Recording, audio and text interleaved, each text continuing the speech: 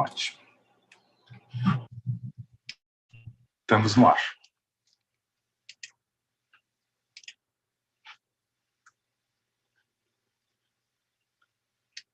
Então,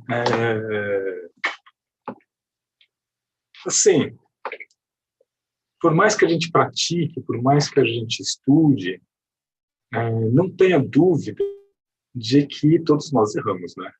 Sim.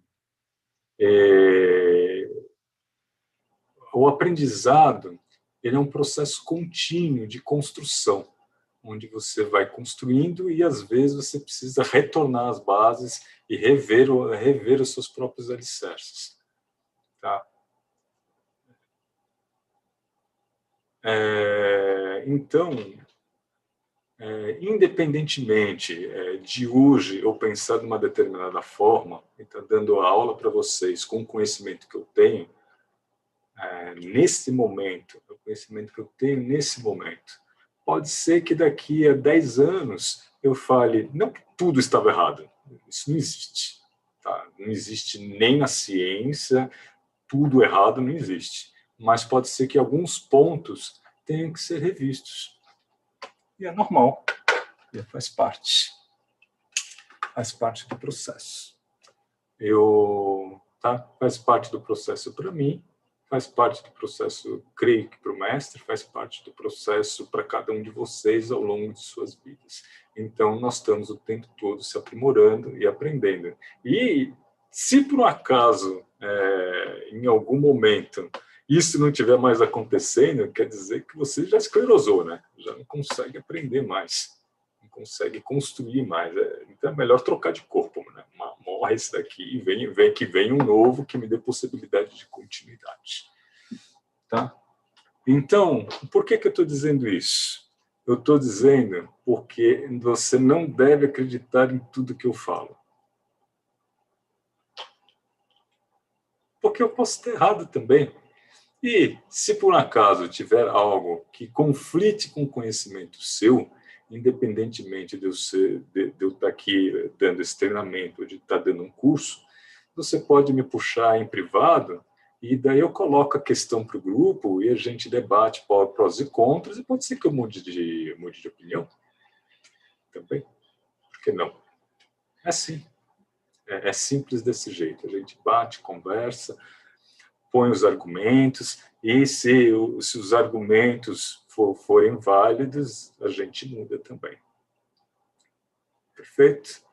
Então, a minha colocação é justamente para qualquer treinamento, curso ou palestra que eu venha ministrar, não tome como a mais pura verdade. Eu não sou dono da verdade, tá? Esquece isso. Eu estou passando algo que eu estudei. É o conhecimento que eu tenho nesse momento. Tá bom? Você deve se construir. Hoje, nós vamos falar sobre Adhama Pranayama, tá? Indução por contração corporal. E vou retomar sobre a indução com respirações profundas. Eu vou falar especificamente dessas duas induções. Isso é coisa rápida. Vou falar sobre o Puranasana, tá? E um pouco sobre a teoria da meditação. Perfeito? Vamos lá, então. Se vocês tiverem dúvidas, basta abrir o microfone e me perguntar.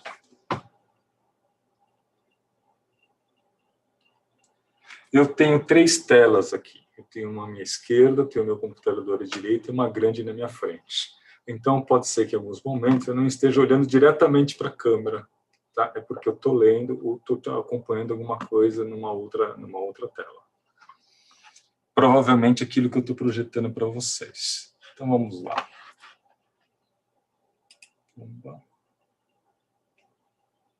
Pranayama. Passamos o texto para lá. Compartilhamos com vocês. Tela 2.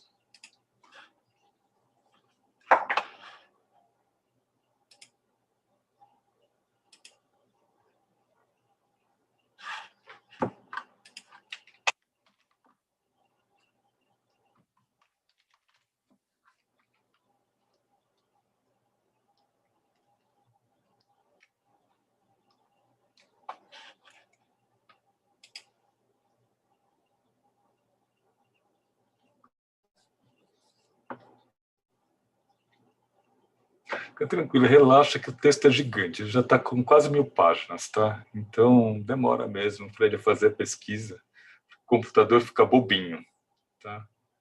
Mas logo, logo ele acha. Joia. Adhama. Adhama Pranayama. Adhama significa baixo, inferior ou base. A maneira que se escreve é com o A. Vamos ampliar para vocês.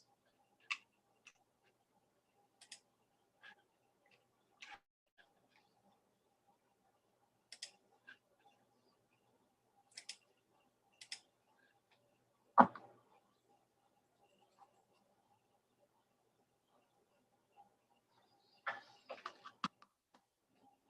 maneira que se escreve é com A curto, com Dha de dharana e Ma de mata, de samadhi, tá certo? Essa letra Ma, que é esse menininho aqui, tá? Significado. Significa baixo, inferior, base, refere-se à respiração, que é a base de todas as outras, e que se localiza no baixo ventre, tá? Ela acontece na região abdominal. Por isso, é percebido com o movimento do ventre que se dá para frente na inspiração e para trás na expiração. Sabe que o abdômen, isso é uma coisa nova que eu aprendi recentemente e que é importante, tá? Você tem 2 compartimentos. Um primeiro compartimento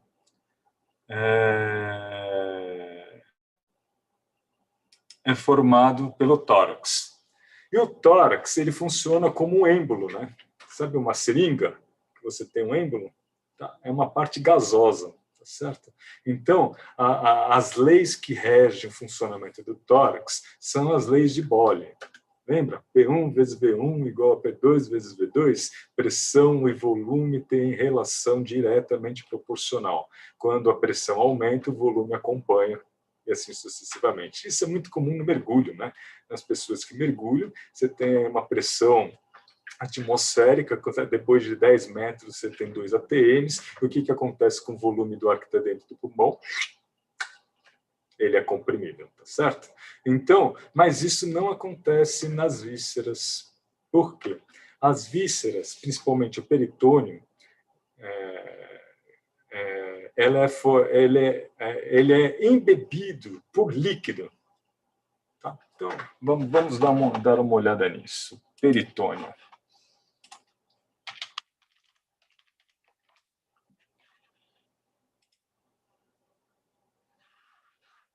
Essa imagem está boa. Mil, você disse que são 2 compartimentos, tórax e o outro é? Abdômen. Enquanto o tórax ele funciona com a lei dos gases, o abdômen ele funciona com a lei de Pascal, que é a lei dos líquidos. Ok. O tórax ele é formado por ar e o abdômen é líquido. Líquido de forma virtual, porque você tem o peritônio, que é o que eu vou mostrar para vocês, e esse peritônio ele embebe toda a cavidade abdominal com uma fina lâmina de líquido, fazendo com que o abdômen funcione como uma prensa hidráulica. Perfeito?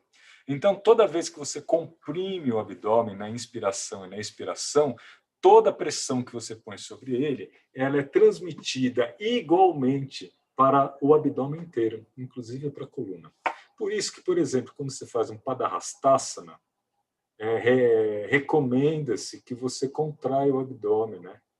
Você contrai o abdômen ao fazê-lo, né? Quando você vai erguer do Padahastasana, você vai erguer um peso do chão, a contração do abdômen, fechar a glote fazendo pressão com o tórax para comprimir o abdômen é importante, porque essa pressão é transferida por todas as vísceras até a coluna vertebral. E faz o que com a coluna vertebral? Retifica ela, certo? Dando para a coluna vertebral um apoio forte para que os músculos do dorso possam sustentar o processo de erguer o tronco. E então a contração abdominal no processo de erguer um peso do abdômen, do diafragma, tanto diafragma entre tórax e abdômen, diafragma respiratório, quanto o diafragma pélvico, são fundamentais para que você execute um movimento de elevação do tronco, um movimento de pegar um peso e erguê-lo, a fim de que a coluna lombar ela seja protegida durante esse movimento. Por isso, quando você faz o movimento para cima, normalmente esse movimento para cima é feito com inspiração, pois essa inspiração, o diafragma se contrai, faz peso dentro da cavidade abdominal, e isso é distribuído pelas vísceras, pela lei de Pascal, tá certo? De compressão de líquidos, e imediatamente a coluna lombar é retificada e protegida durante o processo de subida. Perfeito? Quando você faz a respiração abdominal, o Adhama Pranayama, isto acontece novamente, porque quando você inspira, você tem o diafragma descendo, e no que ele desce, essa pressão ela é distribuída por todo o abdômen, inclusive essa pressão é feita sobre as vísceras, e essa pressão sobre as vísceras faz um massageamento com a movimentação do componente gasoso lá dentro. Certo? E esse massageamento aumenta o movimento peristáltico dos intestinos. Então, de cara, a respiração abdominal, ela já de cara ajuda no processo digestivo, no sentido de aumentar a peristalse e evitar que as pessoas tenham prisão de ventre. Então, quem respira corretamente, imediatamente já começa a ter menor incidência de doenças orificiais, de prisão de ventre, de problemas de pele. Então, só o respirar direito com o abdômen já é suficiente. E daí entra o fato de você não utilizar roupas apertadas, né, que aperte cinto, que aperte o abdômen. Tudo isso aí atrapalha justamente esse livre movimento do abdômen e da respiração baixa. Então, abrir em uma nova janela. Abrir mais uma nova guia. Aqui. Oi. Então, só para ver se eu entendi, esses dois compartimentos, eles formam o quê? O tronco? O tronco. Então, você tem um tórax com os pulmões, e embaixo você tem um abdômen com a cavidade abdominal. Se você olhar aqui o que eu estou compartilhando, você vai ver. Você tem aqui as arcadas costais, e aqui dentro não tem ar, gente. Tá certo? Tem ar dentro do intestino, mas essa cavidade ela é virtual. Ela é virtual. Virtual quer dizer que ela é imaginada, porque dentro do vivo não tem ar lá dentro, tá certo? Ele é tudo coladinho no outro. E essa camada que você chama de gordura nojenta, né? Na realidade é chamada de peritônio. Essa é uma dobra do peritônio, e esse peritônio, que é uma fina membrana úmida, ela envolve praticamente quase todos os órgãos da cavidade abdominal. E é úmida. Então você tem ali a água se tocando entre víscera e víscera. Por isso, sempre que você movimenta o abdômen, a pressão é distribuída de maneira igual para toda a cavidade abdominal. Perfeito? Se a gente olhar uma outra imagem, vamos ver uma outra imagem legal do peritônio. Aqui. Isso aqui é interessante. Vamos abrir numa janela.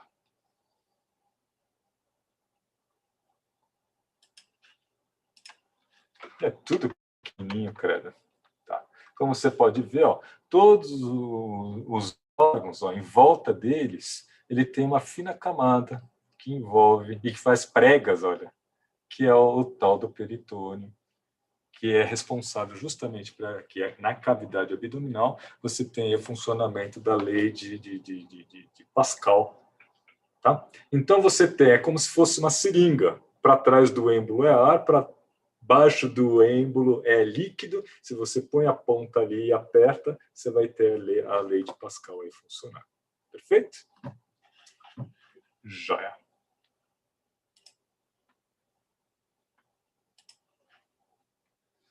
Outros nomes. A respiração baixa ela pode ser chamada de Ardha Pranayama, Ardha Pranakriya, sem pranayama em outras linhagens, só Ardha Pranakriya. Respiração baixa, respiração abdominal, respiração diafragmática. Tá? Então, esses são os nomes com os quais você vai encontrar. Eles são, essa respiração, ela não é um pranayama propriamente dito. Então, digamos, você não vai achar ele nas Upanishads, você não vai achar nos textos clássicos de Hatha Yoga, você não vai achar nos livros antigos, esquece. O Adhama Pranayama, ele é uma preparação. Ele vai servir para preparar você para os pranayamas. Então, ele faz parte desse período inicial, que é o período de reprogramação emocional, ou seja, reprogramação respiratória, ou reaprendizado respiratório. É o momento onde você vai aprender a respirar novamente. Tá? Você vai encontrar esse treinamento em diversos outros livros, como Yoga e Saúde de Sudhya, Fundamento e Técnica do Hatha Yoga do Blay, tá? Serenidade pelo Yoga do Lisbeth, que é de 1969. Você vai achar Asana Pranayama Mudra e Bandha do Satyananda, também de 1969, sendo que entre os livros, o de 1941 é o mais antigo que eu achei que tem esse pranayama. Tá? E em diversos outros. A lista é razoavelmente grande. Do ponto de vista físico, primeira coisa, a respiração abdominal, ela vai permitir que você faça a reeducação respiratória, a conscientização dos músculos respiratórios.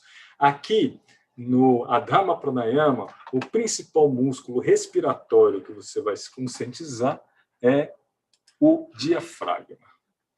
Certo? O diafragma. Segundo, os músculos abdominais.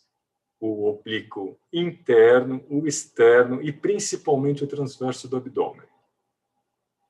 Perfeito? O reto abdominal também entra aí, mas principalmente o transverso do abdômen, que é essa contração concêntrica do abdômen que a gente faz no Dhyana Bandha, no Rajasa Dhyana Bandha, no Nauli e na respiração baixa.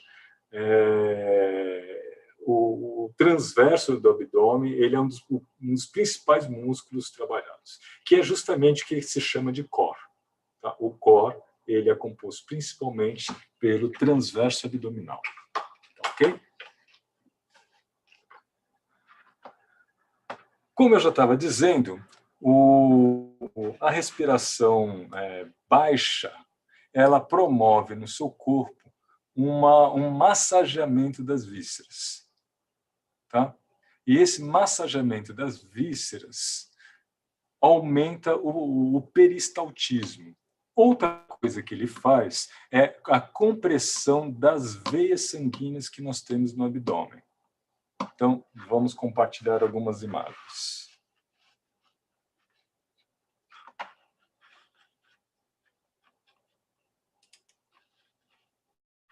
Compartilhar, tela 2.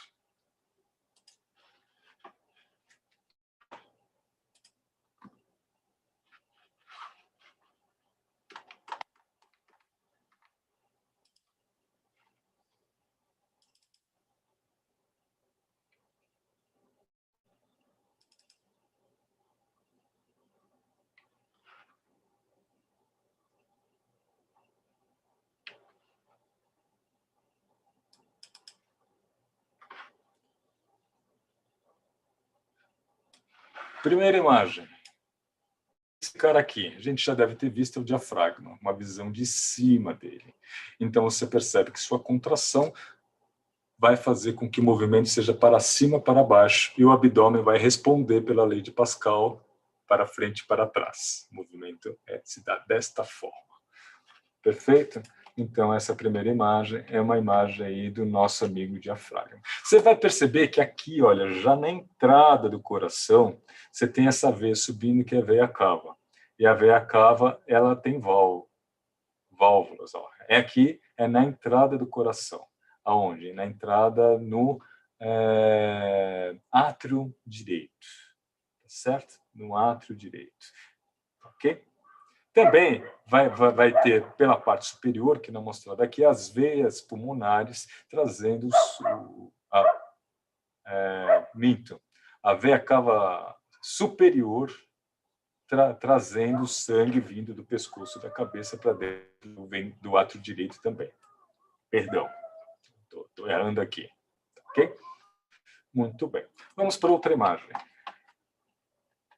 Do mesmo diafragma. Esta é uma imagem inferior.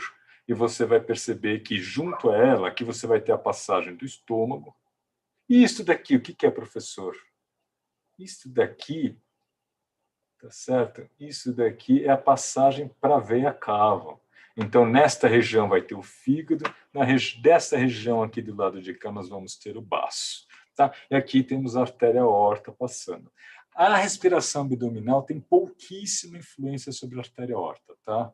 Porque a artéria, ela tem um calibre, não só um calibre grosso, mas ela tem paredes espessas. E dificilmente ela é atingida ou manuseada por simples compressões. Precisam ser compressões muito fortes, como o que acontece, por exemplo, durante o Mayurasana.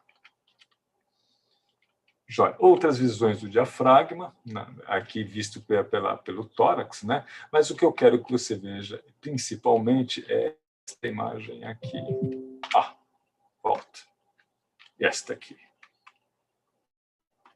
Perfeito? Você vai perceber que as veias, elas têm válvulas, fazendo com que o fluxo do sangue ele seja unidirecional, entendeu? Ele vem para o lado. Se tiver alguma pressão que empurre esse sangue de volta, as válvulas se fecham e impedem a passagem do sangue. E isso acontece também nos intestinos. Então, quando você faz a respiração abdominal direitinho e você tem um movimento do abdômen, imediatamente essas veias são comprimidas e o sangue que está parado no intestino ele retorna. Obviamente, esse efeito da respiração abdominal ele é suave. Ele é suave, ele é um efeito tranquilo, ele é um efeito prazeroso, muito diferente do que acontece, por exemplo, quando você faz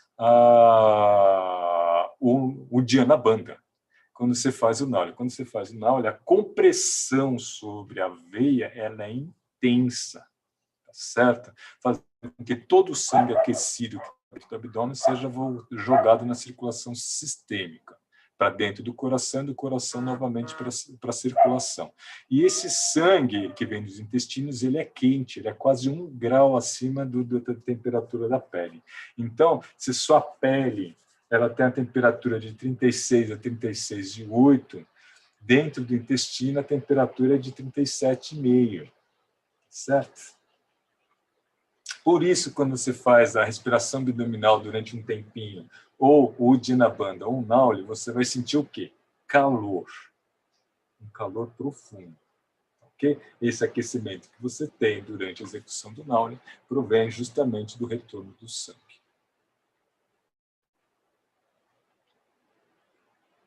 Outra coisa importante associada à respiração baixa é que, quando você faz a respiração abdominal, nós ativamos principalmente o sistema nervoso autônomo parasimpático.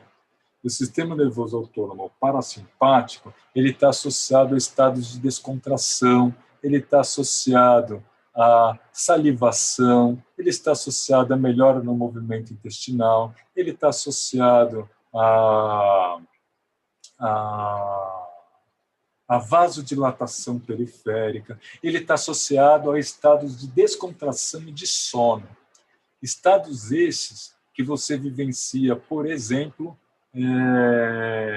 quando você está deitado numa rede, num lugar gostoso, descontraído. Se você olhar a respiração da pessoa, é esta, a respiração abdominal. Se você olhar um bebê respirando, uma criança pequena respirando, que você vai ver é essa respiração, a respiração abdominal. E é a respiração que nós fazemos naturalmente no momento que nós estamos dormindo. Perfeito? Portanto, a respiração abdominal, ela nos induz a estado de sono.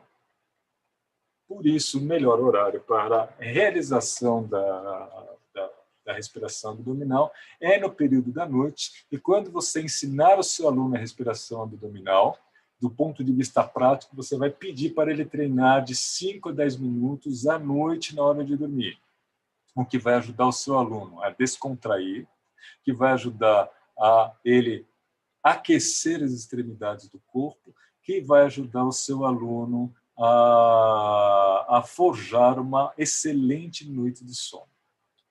No passado, quando passei na faculdade, por exemplo, se dizia que a respiração do homem era predominantemente abdominal e da mulher ela era predominantemente média. Tá? Contudo, eu acho que essa afirmação é incorreta, pois ela foi forjada justamente no século XIX e começo do século XX, onde as mulheres usavam espartilho. E com espartilho elas não conseguiam respirar. Não conseguiam fazer respiração baixa. Tá? Se você observar hoje em dia a respiração das nossas jovens moças, que vai aí desde 16 até 60 anos, que, ou seja, que não tiver influência aí do espartilho, você vai perceber que a respiração dela é abdominal. Só existe um momento onde não é abdominal, é durante a gestação, ok? É durante a gestação.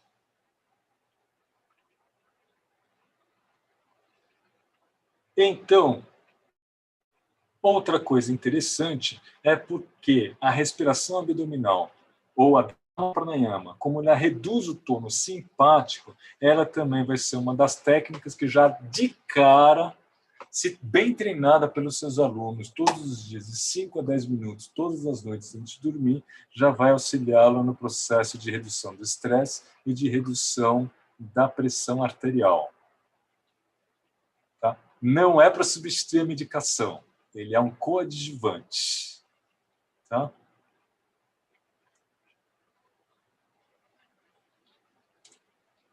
Do ponto de vista energético, essa movimentação do abdômen durante a respiração abdominal, ela age principalmente sobre o Manipura Chakra, ativando esse centro. E esse centro é justamente responsável por ativar e por levar o prana, a energia, para esta região, que é a região dos intestinos. Tá? A respiração abdominal, do ponto de vista emocional, ela solta a couraça presente no abdômen, que está associado justamente ao medo, certo? Sempre que nós temos medo, a nossa principal via de proteção é prender a respiração e prender o abdômen, a fim de proteger essa região, que é uma região importante. Então, tanto o tórax quanto o abdômen, eles se travam.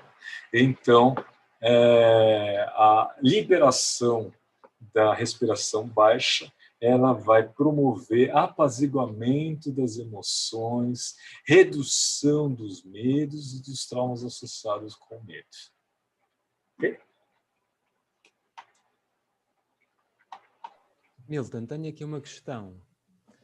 Se tivermos uma grávida na aula, não dizemos para ela fazer respiração abdominal, ou se ela conseguir, faz? Ou simplesmente ela não vai conseguir? Sempre que você fala em gestante, você tem que pensar qual trimestre. Tá certo? Qual trimestre da gestação ela está? No primeiro trimestre, no segundo trimestre ou no terceiro trimestre? No terceiro trimestre, ela não vai conseguir respirar. Tá certo? Quanto mais perto do momento da gestação, ela mal vê a hora que acabe, porque ela realmente não consegue respirar. Tanto a respiração baixa quanto a respiração alta. Tá? Ela mal vê a hora que aquilo acabe. Tá? Quando você está falando de primeiro trimestre, respiração abdominal tranquilo, pode fazer, deve fazer, não tem nenhuma contraindicação.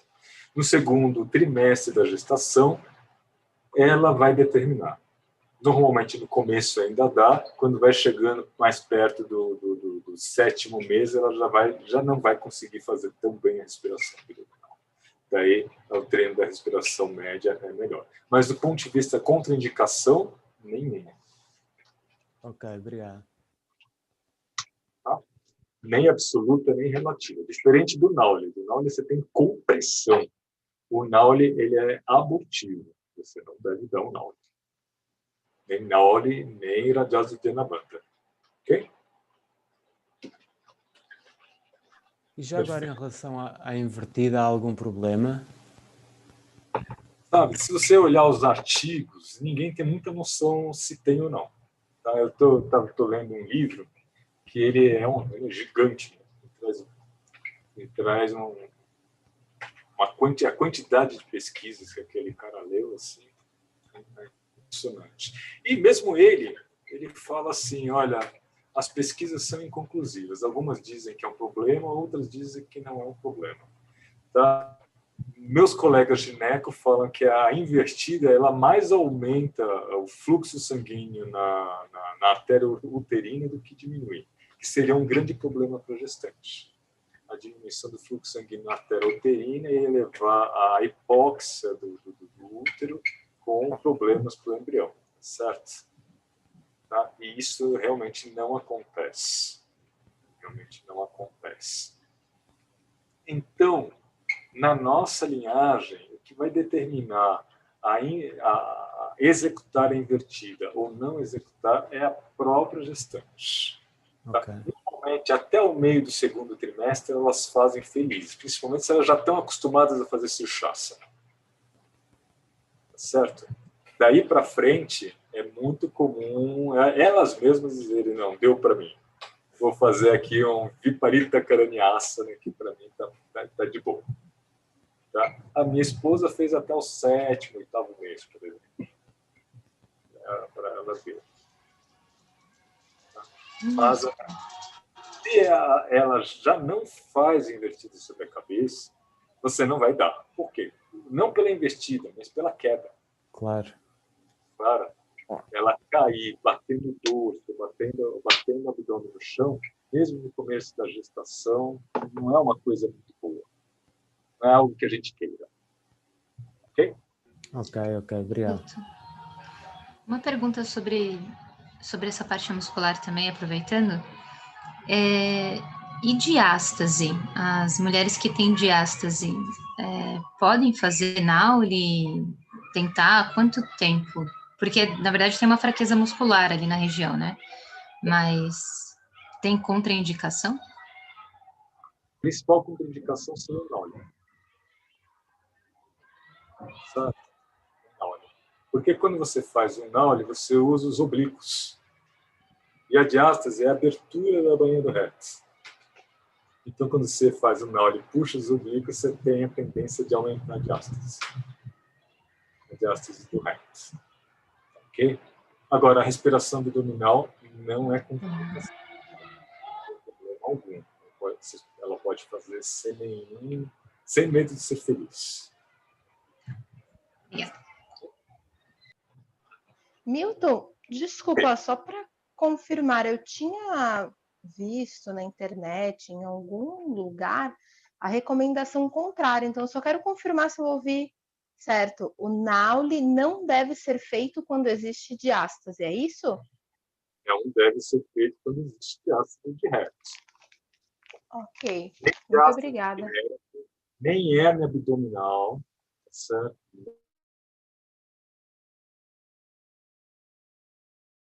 Terrível, certo? Tanto para diástase tanto para Nauli quanto para o Diana Banda. Tá?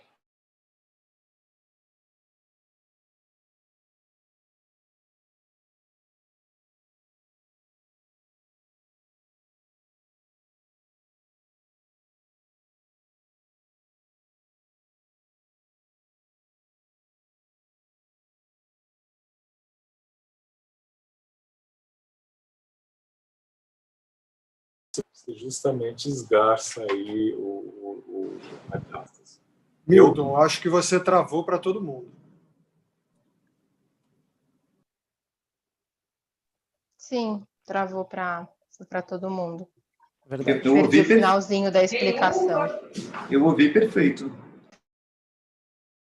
Para mim, travou também. Para mim, travou também. Travou.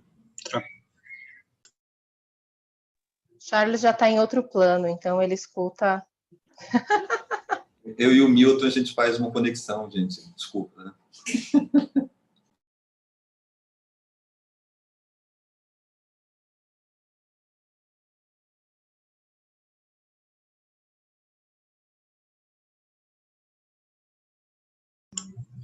Travou de novo, né? E agora? Ô, Charles, vai falando o que ele está dizendo.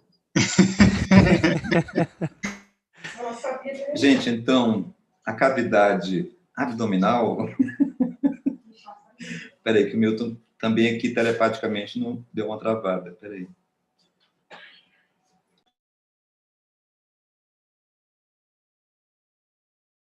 Agora ele caiu mesmo. A anfitriã agora é a Nath. Vai, Nath! Toca aí, Nath, tá contigo agora.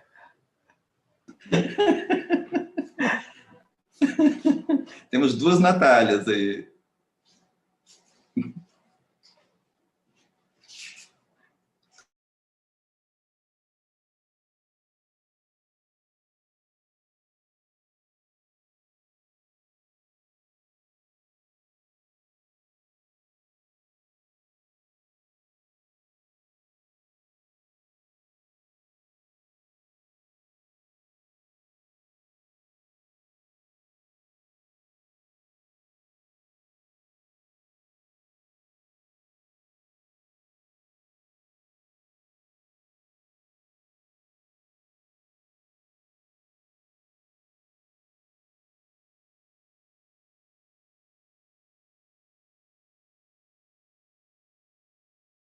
Opa, estão me ouvindo novamente? Agora sim. Ótimo, desculpa. Então, retomando, diástase de reto eu não indicaria. Como eu disse, eu não sou dono da verdade.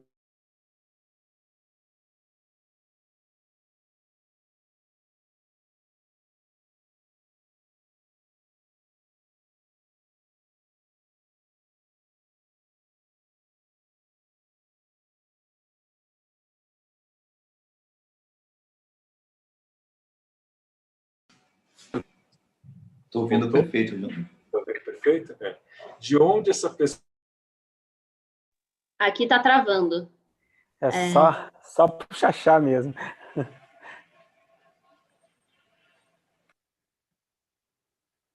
Eles estão na mesma rede. Xaxá tá no quarto do lado.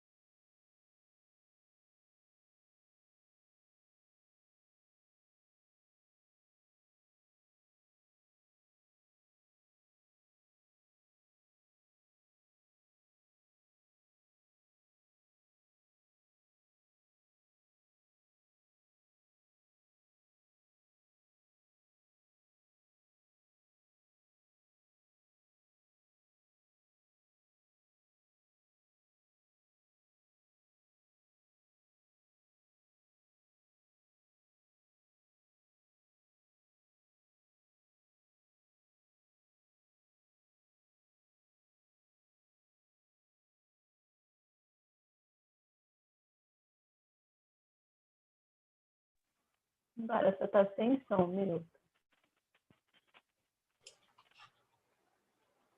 Pronto, eu coloquei a banda de backup, que é, como está chovendo muito, eu acho que a conexão da Vivo foi para o espaço. Então, a gente tem uma da Claro para continuar a nossa aula. Pronto, da Claro da NET para continuar a nossa aula. Então, vamos lá. Então, quando você for texto da internet, a primeira coisa que você tem que olhar é quem que falou, qual foi a fonte. A fonte foi fulano. O que que ele é? O que que ele faz? Ah, não, ele é um jornalista. Então, se ele é um jornalista, quem foi a fonte? Quem que ele entrevistou? Essa pessoa que ele entrevistou, qual é a fidedignidade da informação que ele está passando? Ah, não, ele passou a referência do artigo científico A, B, C, D e E. Você pega esses artigos, você vai lá, busca lá no PubMed, busca no Google Acadêmicos e vai ler os artigos. Você vai ver se aquela informação é uma informação fiel. Então, para tudo que você lê na internet, você vai ter que fazer isso. Porque hoje em dia, o problema não é achar informação. A informação tem um monte. O problema é selecionar se aquela informação é válida ou aquela informação é inválida. Tá certo? Ou aquela informação é inválida. Ok. Então, Cá, o que eu sugiro? Busca a fonte novamente, traz para mim, até porque se eu tiver errado, eu quero poder me corrigir. Tá? A princípio, vale o que eu falei, eu não daria. Seguimos. Obrigada.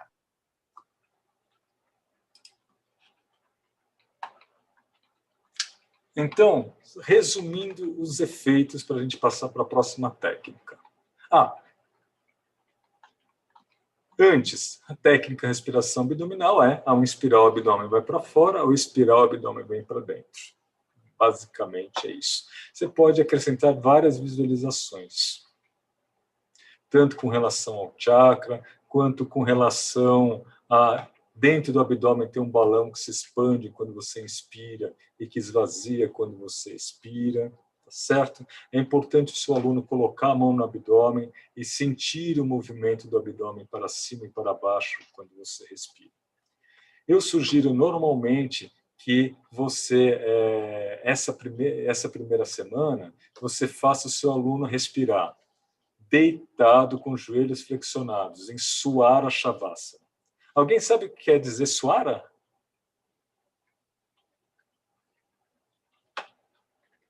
Um de cada vez. Propriamente dito? Propriamente dito? Não. Propriamente dito? Quem que fala mais? Que mais? Quem que tem outra? Respiração, expiração, o alento, né? Algo assim. É isso. Eu sempre, como eu estava dizendo para você, eu sempre achei que Suara queria dizer seu próprio. Eu diria igualzinho você, Aline. Isto há 2 anos atrás. Tá? Há 2 anos atrás. Daí eu fui, como eu estou pesquisando asana por asana, eu fui olhar nome por nome no dicionário, palavra por palavra. E Suara quer dizer nota musical, o alento, a vogal. Então, ele se refere justamente à respiração. E o Suara Shavasana é a técnica na qual você respira. Então, o Suara Shavasana é um tipo de Shavasana que ele foi pensado justamente para que você aprenda a execução da respiração abdominal e possa fazer a respiração abdominal corretamente. Se você voltar naquela imagem que eu te mostrei sobre o diafragma, você vai perceber o seguinte.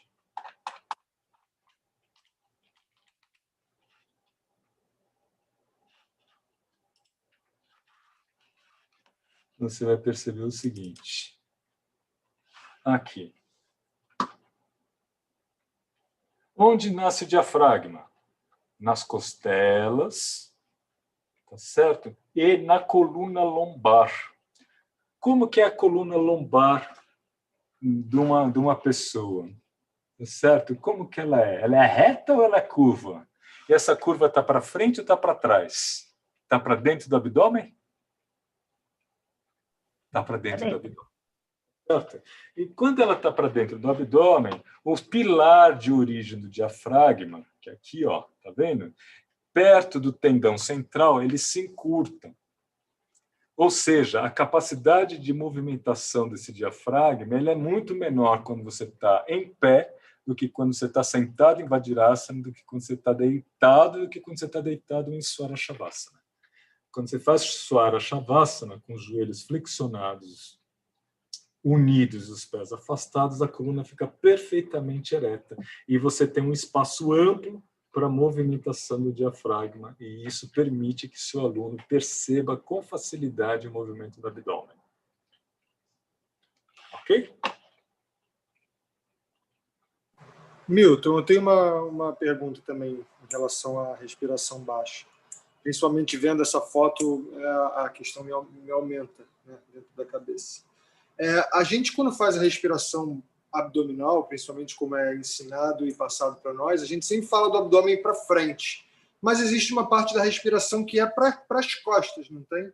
E aqui, inclusive, vendo, a gente vê que o diafragma e também os nossos pulmões, eles se irradiam para as costelas, para as costas, assim.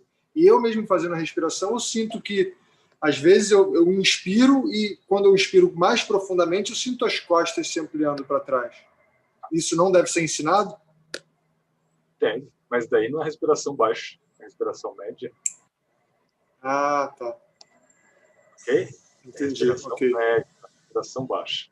A respiração baixa, você vai perceber o abdômen indo para frente e para trás. Você vai perceber que o abdômen se amplia para o lado, um pouquinho para trás, mas um pouquinho, muito pouquinho, porque ali você tem fortes paredes abdominais. Por exemplo, na parte do dorso, você não só tem um eretor da espinha, uma massa muscular espessa, mas logo abaixo dele você tem um quadrado lombar. São músculos gigantes, tem uma camada muscular desse tamanho. Certo? Que é difícil de ser vencida. E são músculos mais rígidos, são músculos posturais. Já o abdômen não. A parte anterior do abdômen ela foi feita justamente para ter essa maleabilidade. Porque o espaço que você tem entre a costela e asa do ilíaco é de mais ou menos 3 a 4 centímetros. O espaço que você tem entre a pube e o chifoide é de quase 70. Perfeito, cara? Tá? Agora, mas você sente as costas se expandindo? Sente. Mas quem que faz isso? São as costelas, a gente vai falar disso na próxima sexta.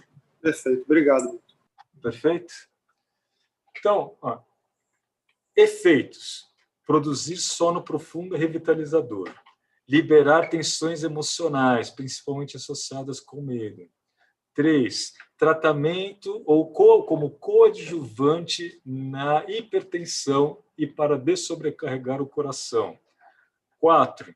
Induzir descontração e, como consequência, auxiliar na meditação. 5. Melhorar o funcionamento do intestino. Ok? Resumindo, é isso.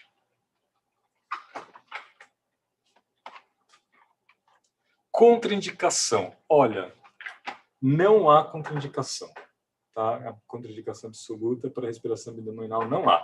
Só que, se o seu aluno tem sonolência de manhã, ele é um personal que faz aula com você às 6 da manhã, você ficar dando respiração abdominal, vai ser difícil dele pegar no tranco, né? Tá certo? De manhã para ir trabalhar. Pessoas com doenças inflamatórias do intestino, é uma contraindicação relativa. Tá? Não é absoluta. Nos momentos de crise, pode ser que você não consiga dar respiração abdominal. Por exemplo, doença de Crohn, retocolite ulcerativa podem ter problemas com a respiração abdominal durante as crises. Tá bom? Doença de Crohn é uma doença autoimune na qual existe a destruição da parte terminal do intestino delgado. Retocolite ulcerativa, uma doença autoimune que leva ao sangramento do intestino grosso e, consequentemente, a destruição do intestino grosso. Perfeito? Ótimo. Muito bem. Agora nós vamos falar sobre o Puranasana.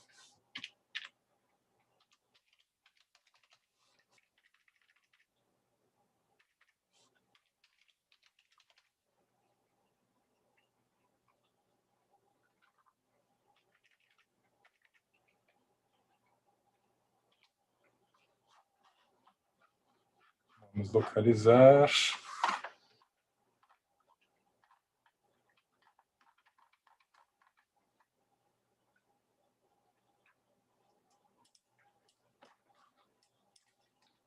Asana.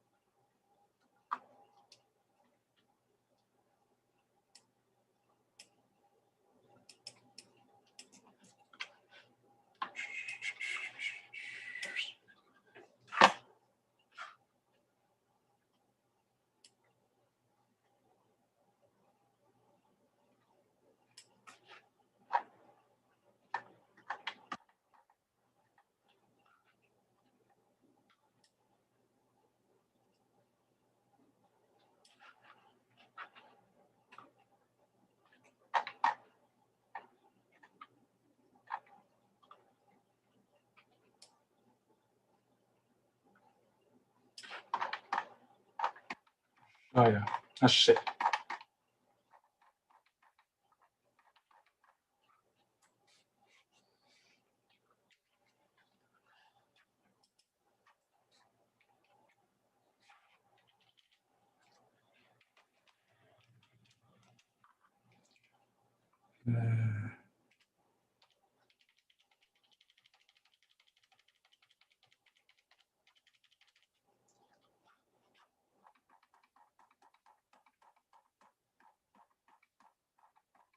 Vocês estão acompanhando eu fazendo a bagunça aqui ou não?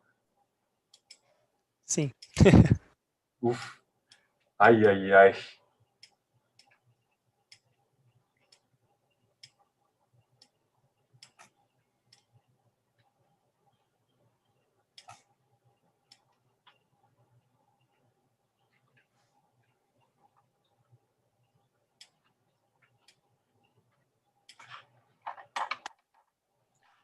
Massa.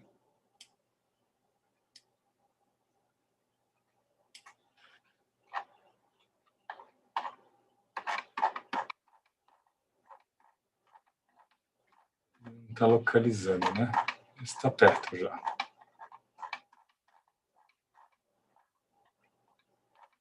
Asana, Sukhasana. Próximo. Aqui. Ótimo.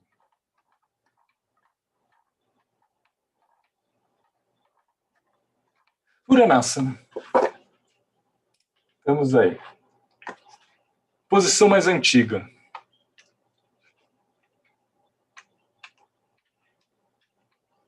Vou aumentar para vocês. Ótimo. Como se escreve? P, U, curto, o Ra, A longo. Então tem um acento aqui. Na, com Na de Prana, Yama, Asana. É isso aqui.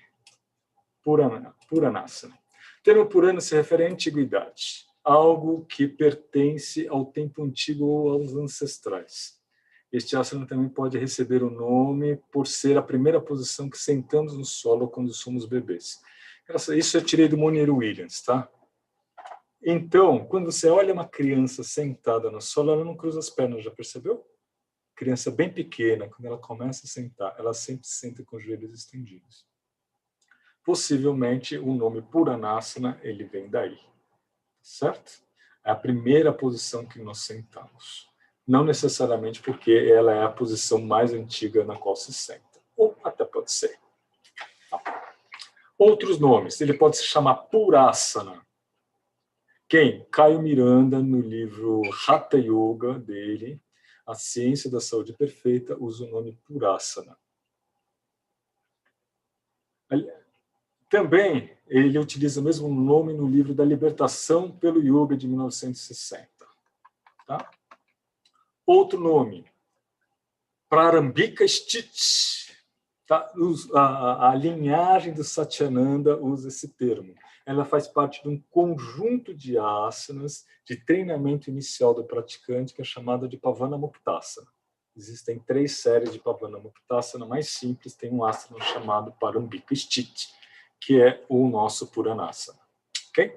Então, ela é uma posição de preparação. Terceiro, a linhagem do Krishnamacharya, e que utiliza como referência os textos do século XVII, usa o nome Dandasana. Então, Krishnamacharya, em seus livros, Desikachar, Patabi Joyce, Iyengar, todos eles utilizam o nome Dandasana para o Puranasana, o nosso Puranasana. Ok? Primeira vez que esse livro, esse asana é citado, é no Yoga Bhashya de Vyasa. O que é o Yoga Bhashya? Alguém sabe? O que é um Bhashya?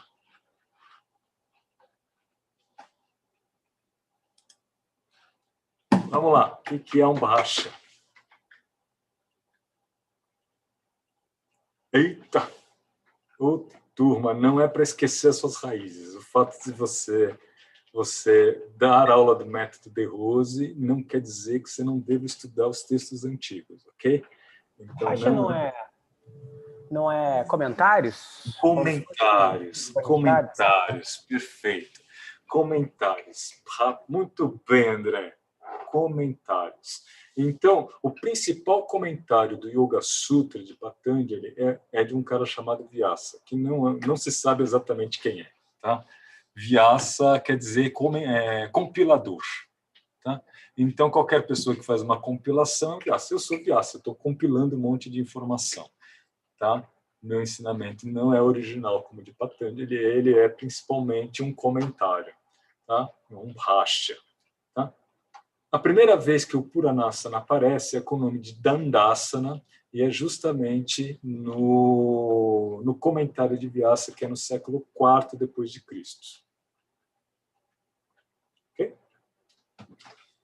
Joia. Então, vamos mostrar para vocês. Aqui. Olha, Dandasana está aqui. Esse aqui é o comentário de Vyasa para o nosso Dandasana, do nosso Yoga Sutra. A descrição do que é esse Dandasana, infelizmente, o Vyasa não dá.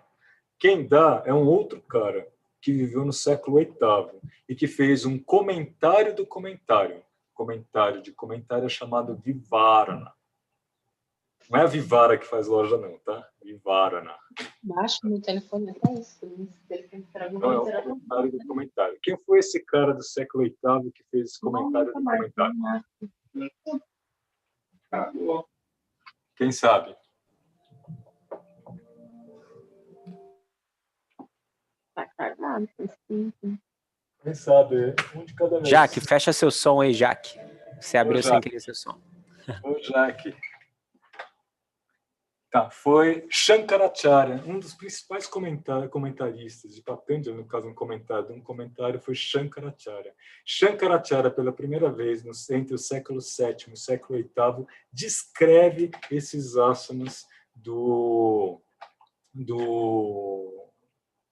Bhashya de Vyasa, e descreve o Dandasana, e é exatamente o nosso asana, para nossa alegria. Tá? Então, século IV depois de Cristo é a primeira vez que ele aparece nos textos. E a descrição de Shankaracharya é a seguinte: quando alguém se senta como um cajado, com as pernas estendidas, os tornozelos, dedões do pé e joelhos juntos, esta é a postura do bastão, Dandasana. Ok?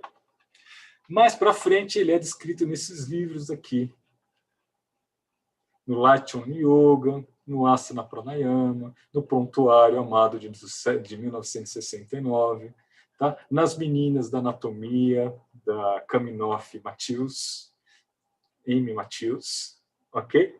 E também no livro de Hatha Yoga. O que ele tem de especial? Quando você senta no solo em Puranasana, principalmente se for a variação Radha, os pés se mantêm juntos, a ponta dos pés para baixo, mas só que de forma natural, não é para ficar em ponta endurecida, os pés unidos fazendo uma adução, certo? Tá? As mãos podem se apoiar sobre os joelhos, sobre as coxas ou executar o mudra. Tá? Erros mais comuns: a coluna ficar curvada. 2. A pelve ficar em retroversão, ou seja, ela cair para trás. 3. Se precisar executar uma força incrível, seja no ilipsoas, a gente já vai ver com esse músculo, seja na espinha, que é para ficar reto. Próximo, flexionar os joelhos. Próximo, juntar as pernas com força em demasia. Não é isso, né? Essa é a ideia. Ou deixar os pés cair para o lado. Existe uma variação assim, mas não é o Raja Puranasana, que é o que eu estou descrevendo aqui. Contrair os músculos desnecessários, como planta do pé, promovendo uma flexão exagerada dos pés. Tá. Na meditação, então, você poderia usar o Puranasana. Assim como se tiver um aluno que tem muita dificuldade, lembra que eu falei, deixa o aluno praticando 5 minutos na primeira semana, depois aumenta mais 1 minuto na segunda, e você percebe que não vai ficar 1 minuto sentado em Raja Puranasana. Ele fica o quanto ele conseguir, depois ele põe a mão para trás e faz o sukha para meditar. Perfeito? Então, ele faz um treinamento dos músculos necessários e depois ele termina a meditação sentado de uma forma mais confortável. Outra coisa interessante, ao executar o Puranasana, você vai poder ver a habilidade daquele aluno.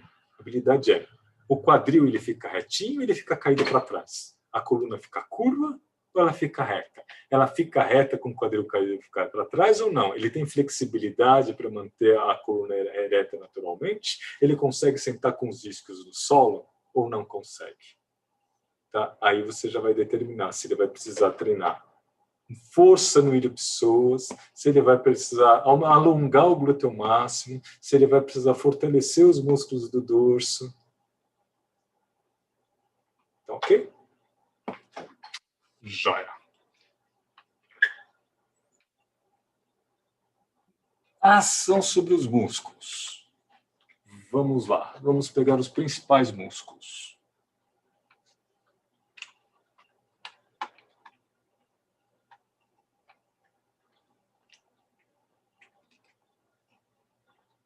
Obviamente, esse não é o Puranasana. Tudo bem, não fique triste, mas o músculo é exatamente o mesmo. É esse cara aqui, tá?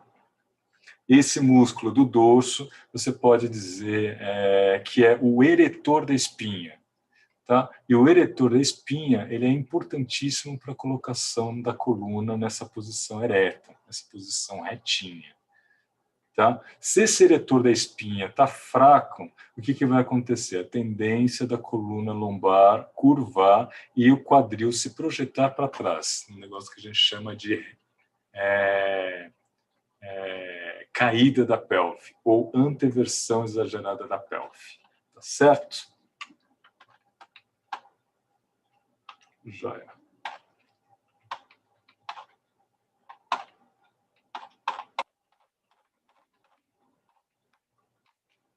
Outro músculo super importante para a manutenção dessa posição são os seguintes. Olha. Aqui eu descrevo todos os músculos em detalhe, o que cada músculo faz, mas para hoje a gente não precisa se preocupar com isso. A gente tem que pensar nos principais. Esse cara aqui, olha, são dois. Um que está aqui e outro que está lá em cima. Você está vendo que ele está vindo da região lombar, né? E ele está descendo em direção aonde? Em direção ao fêmur. Nessa grande elevação dele. Esse músculo aqui é o ilho-psoas. É esse cara aqui, ilho-psoas. Tá? E qual é a função dele? Ele é o principal flexor da articulação do quadril. É ele que eleva a sua perna quando você faz um Dhanurasana, um Dhanurdvasana, desculpa, Dhanurasana não, quando você faz um Dhanurdvasana, quando você faz um Dhanurdvasishasana, tá certo? Quando você faz Nirahasta, Padaprasaranasana, tá? É esse músculo que é contraído. Tá? Se você percebe que ele não só flexiona o seu quadril, mas ele também traciona o que? A coluna lombar para frente. Olha. Se a coxa estiver rígida, é ele que traz a coluna lombar para frente. Tá? Quem que se contrapõe a esse movimento? Quem se contrapõe a esse movimento? Esse outro cara aqui, quer ver? Não tem uma imagem, mas eu vou mostrar para vocês. Uma imagem. Milton, só uma pausa. O seu microfone, ele tá vibrando. E o pessoal agora começou a comentar no chat. Eu achei que fosse meu, mas não. Realmente é algum problema no microfone. Ele tá com som vibrado, falhando. Tá, muito bem. Então vamos ver se a gente corrige isso.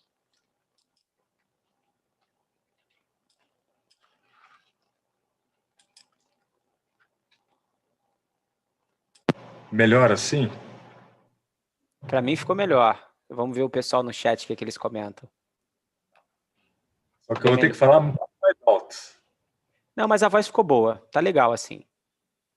Tá, então vamos lá. Curso, aprofundamento para instrutores, músculos. Asana, músculos. Anatomia.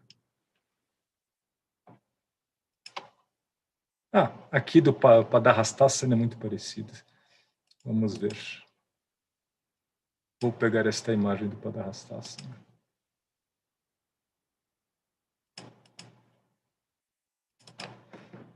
que eu acho que eu vou falar nessa semana para o pessoal. Não, esse é para dar rastaça, mas serve. Quem é esse cara aqui, ó? Opa! Não vai dizer que é mulher melancia, tá? Não, não é.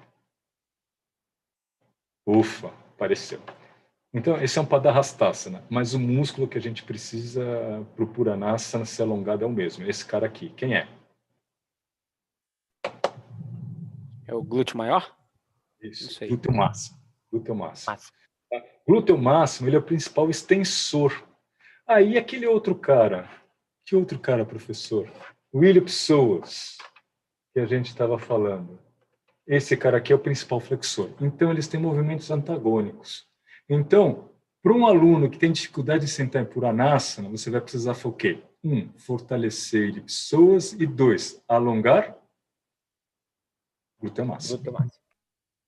Glúteo máximo. A pessoa, ela tem dor na coluna lombar, certo? Ela tem dor na coluna lombar, tá?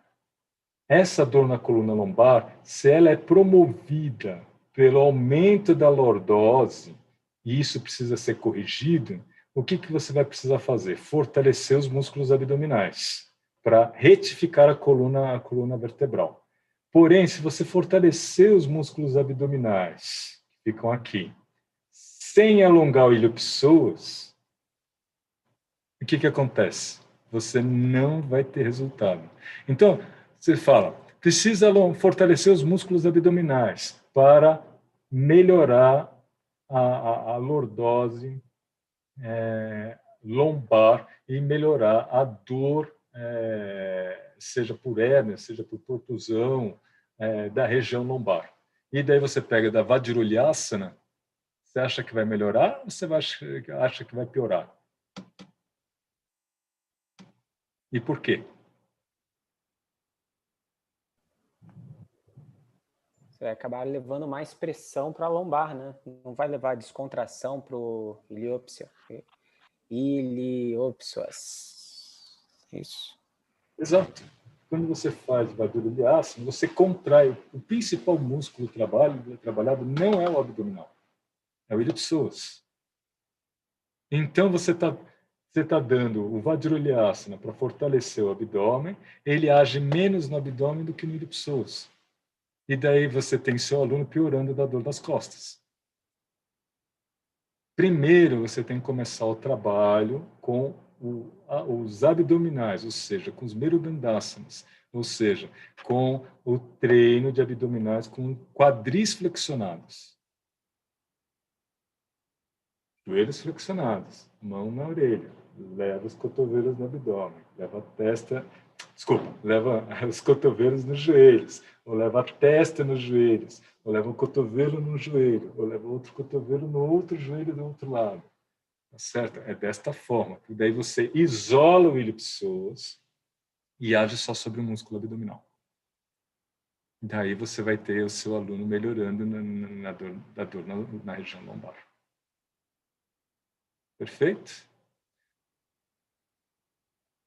Seu aluno não tem dor na região lombar e você precisa fortalecer iliopsoas e alongar o glúteo máximo, daí sim, você daria Vajralyasana e que outro asana mais? Seria importante. Pode dar mais de um. O Paschimottanasana. Paschimottanasana, Padarastasana. Yogasana, que é para alongar o glúteo. Todos eles que alonguem. Tá, beleza. Glúteo máximo. É isso aí. Entenderam? Minuto, já volto.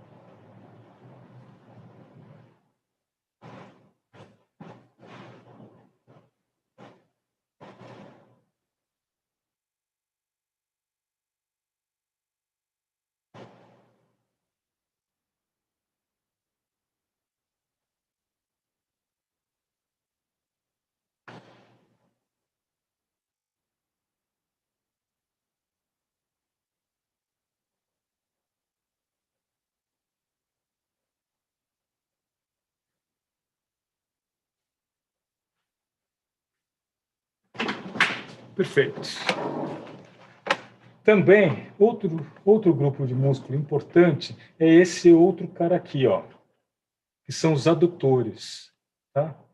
Para que você mantenha os pés unidos e juntos, os adutores eles se contraem. E você vai perceber que adutores e ilipsoas, eles costumam trabalhar juntos, viu? Eles costumam trabalhar de parzinho, em sinergia, tá? Para manter os joelhos estendidos, só de ficar sentando em Purasana, outro músculo que vai ser necessário são esses caras aqui. Qual o nome? Tá aí do lado, é o quadríceps, né? Esse. Isso, Quadríceps. fácil. Quadríceps, esse cara aqui. A principal função do quadríceps é a extensão do joelho, tá? Mas tem o cara de cima, que é o reto femoral, que ele se origina aqui na asa do ilíaco. Todas as outras cabeças do quadríceps se originam no fêmur, mas esse cara, esse reto femoral, ele também auxilia a manter a pelve na posição.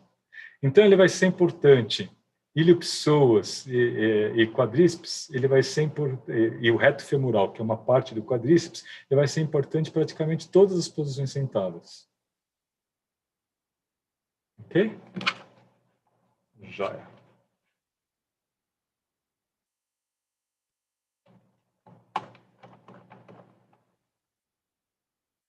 Então, basicamente,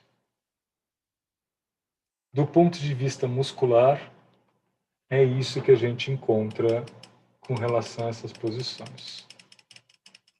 Dúvidas? Ou com relação a essa posição? Dúvidas. Tem outro grupo que também é importante, que fica aqui atrás, que não foi mostrado. Menos importante no Purasana, mais importante no Padahastasana. Qual é o nome? Já ainda não apareceu, mas eu vou mostrar. Qual é o nome? São esses caras aqui, ó. Isquios. Exato, isquiotibiais. São os isquiotibiais. Ó, outra imagem dele, esses caras aqui, ó. Isquiotibiais. Tá? Perfeito? Tá? Também ele vai ser importante, porque percebe que ele se origina aqui, ó, no isquio, e vem até aqui embaixo, até a tíbia aqui embaixo. Então, se eles estiverem contraídos, o que vai acontecer com a pelve? Ela vai cair para trás. Perfeito? Muito bem. Tá. Ponto de vista Milton, energético. Uma pergunta. Se eu tenho uma boa elevação da perna flexionada, num Januduasana, como você comentou, então quer dizer que provavelmente eu tenho uma boa alongamento esse primeiro que você falou, elipsoas, e um bom fortalecimento do glúteo maior, certo? Glúteo máximo. Eu consigo erguer bem a perna no alto, eu tenho isquios forte do meu alongado. Tá, forte. Ok. E aquela, no momento em que eu tento estender o joelho e a perna desce? Não, qual seria a musculatura ideal para se trabalhar aí? Porque o aluno não consegue estender o joelho com a perna, manter a elevação da perna com o joelho estendido. A perna vai descendo, essa extensão. Não está no glúteo, tá? Não necessariamente no glúteo. Vai estar onde? Está nesse músculo agora posterior, no isquio femoral? Isquiotibiais. Tibiais, perdão. Isquiotibiais. São três grupos, né? Que é o bíceps femoral, o semitendinoso e o semimembranoso. São esses três músculos que compõem os isquiotibiais. Certo? Mas não precisa saber disso. Se eu falar isquiotibial, você já está de bom tamanho. Já beleza. Sabe. Beleza? Do ponto de vista energético, o que acontece com o Purasana é que ele não tem grande efeito não, tá? Ele age um pouquinho no Muladhara, ele mantém a coluna ereta, facilitando a passagem da energia, mas ele não tem um grande efeito energético, como a gente vai ver em outros asanas mais para frente. Tá? O efeito dele é físico mesmo. Tá? Do ponto de vista emocional, também não tem nenhum grande efeito descrito.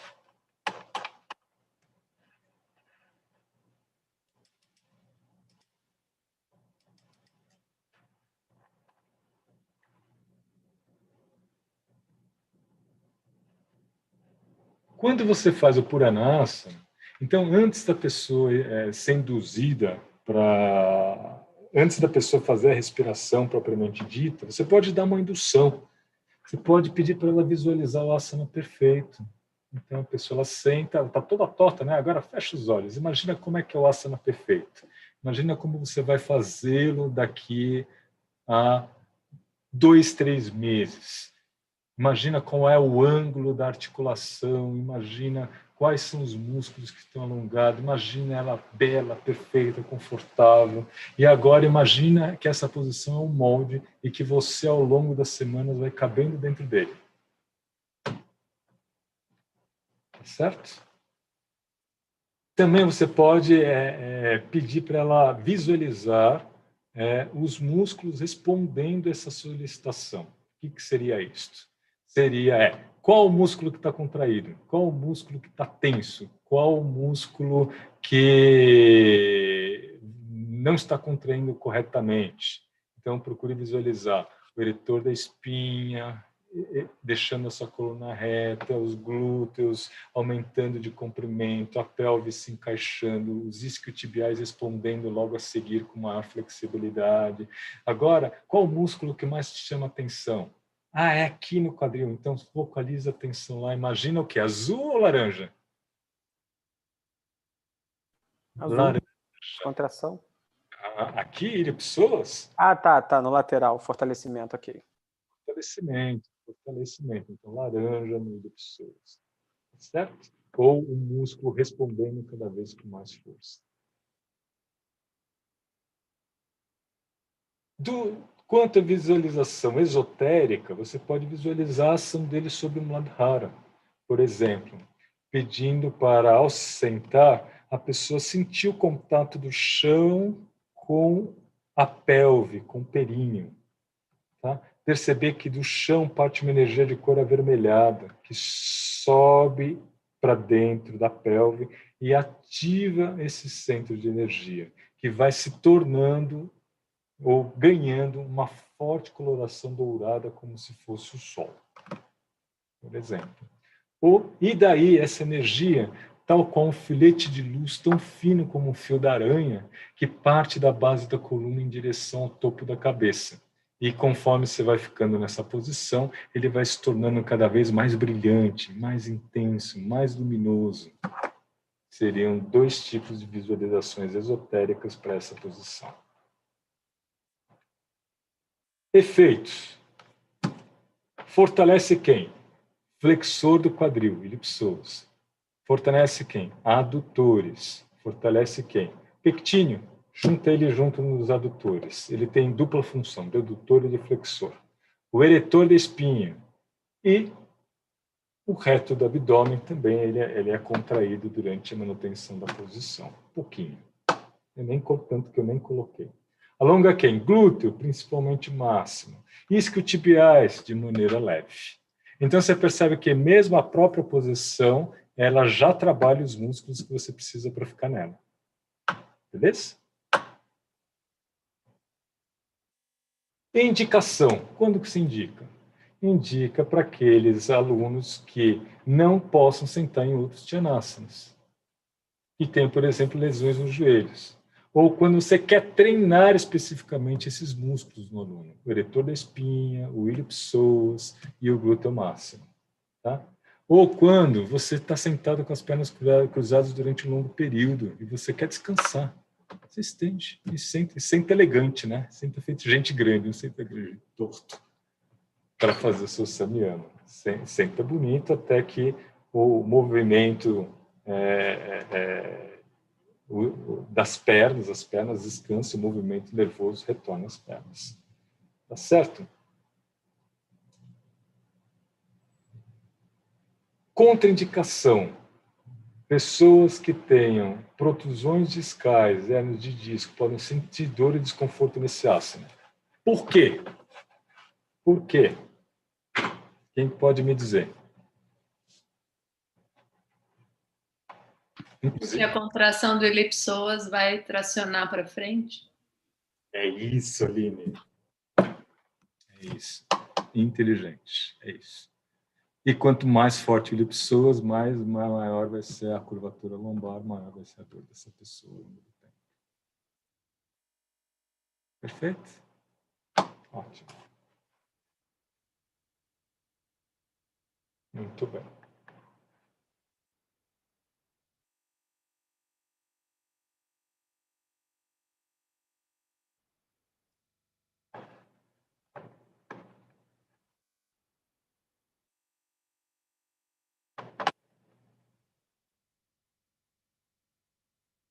Plano de aula, está aqui. Vamos falar um pouquinho sobre a indução das respirações profundas. Você sabe que praticamente todas as nossas ações, você tem um jogo entre sistema nervoso autônomo simpático e parasimpático, né? Quando você inspira, predomina quem? Simpático ou parasimpático? Simpático. Do ponto de vista energético, o prana, quando entra nos chakras, ele se concentra nos chakras, e os chakras enviam essa energia em direção ao corpo, criando uma corrente, um somatório da corrente, que é chamado de vayu. Quando você inspira, predomina o prana vayu no tórax. Quando você expira, predomina a pana vayu no muladhara. Então, quando você inspira, predomina o simpático.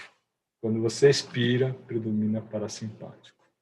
Por isso, durante a indução através das respirações profundas, é importante que você peça para a pessoa fazer não só respirações profundas, mas que a expiração seja a fase mais importante do ato respiratório. Tá certo? Então você pede para a pessoa inspirar profundamente, reter a hora alguns segundos, agora expire longamente, suspirando. Faça isso mais uma vez. E agora, ao expirar, procure sentir o arrepio que sobe pela coluna e daí se esparrama pelo corpo todo.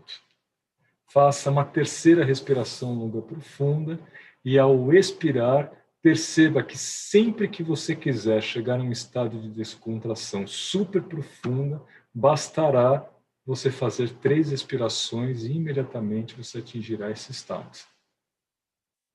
Você pode fazer quantas respirações profundas que você quiser, mas sempre induzindo. Inspira, solta. Agora solta as pernas. Inspira, solta o ar longamente. Agora solta os braços. Agora inspira, solta longamente, sente um arrepio subindo pela coluna e descontraindo todo o tronco, soltando o abdômen e o tórax. Última respiração longa e profunda. E ao expirar, solte os músculos dos lábios, face, olhos, testa e crânio. Certo? Todos esses são exemplos de técnicas de indução da descontração com respirações profundas. Para o instrutor mais avançado e aluno muito avançado, ele não precisa daquela indução toda que você dá. Ele só precisa respirar profundamente 2, 3 vezes e ele já está totalmente descontraído. Tá? Para provar como a técnica de respiração profunda ela funciona. Então, você pode brincar com respirações profundas, até contando para o aluno. Não deixa ele contar, porque ele é iniciante, mas conta para o aluno. Agora solta em 6. 1, 2, 3, 4, 5, 6. Você pode, a cada expiração, localizar consciência em partes diferentes do corpo, com a finalidade de afrouxar os músculos e ele começar a aprender a descontrair os músculos. Okay?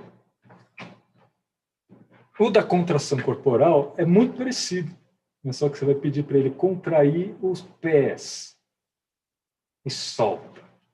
Contrai o outro pé, solta. Contrai as pernas inteiras, solta. Só a perna direita, solta. Só a perna esquerda, solta. O funcionamento, e assim você vai dicotomizando, né? Pedaços do corpo e soltando pedaço por pedaço. E qual o mecanismo de funcionamento? O mecanismo de funcionamento dessas técnicas se devem justamente a um negócio chamado de fuso neuromuscular e de órgão tendinoso de Golgi. O fuso neuromuscular, ele está presente no músculo, ele tem a função de medir o comprimento do músculo. Certo? Quando a contração muscular ela é intensa, imediatamente ele vai enviar uma mensagem para que esse músculo ele se descontraia logo a seguir. Isso é muito utilizado por nós nas técnicas de força e contra-força. Por exemplo, você tem um aluno em Paschimottanasana. Daí você vai lá, encosta o peito nas costas dele, segura com as mãos nas pernas e pede, em vez dele ir para frente, para ele empurrar você para trás. Todos já fizeram isso? Então o músculo se contrai com toda a força. E agora você fala, solta o ar e solta o músculo. É a hora que você empurra ele para frente, ele desce o dobro do que ele desceria normalmente. É por esta via, pela ação desses fusos presentes no músculo e dos órgãos presentes nos tendões, que ao soltar após uma grande contração, o músculo ele vai soltar muito mais do que ele soltaria normalmente. Também nós costumamos utilizar algo parecido quando fazemos um treinamento de asana muito forte. Então o aluno não consegue descontrair. Você acaba com ele na asana. É a hora que ele deita, é a melhor descontração da vida dele. Certo? É algo parecido com o que a gente está fazendo. Então, a técnica de contração é você contraindo devagar partes do corpo, depois membros por inteiro, tronco, passe fazendo careta, e essas contrações com seguidas descontrações, vão levar a um estado de Yoga Nidra, o estado de voo. Ok?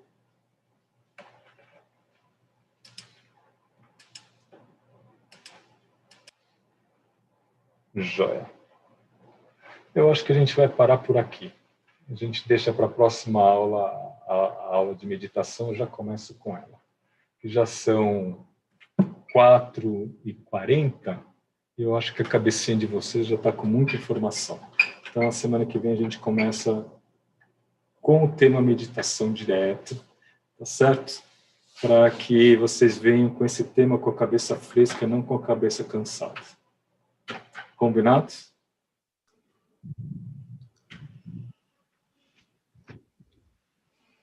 Deixa achar. E aí, Nil? Tudo bem? Eu estava aqui acompanhando quase desde o início, só que estava aqui, ó, disfarçado de Ganga Arte.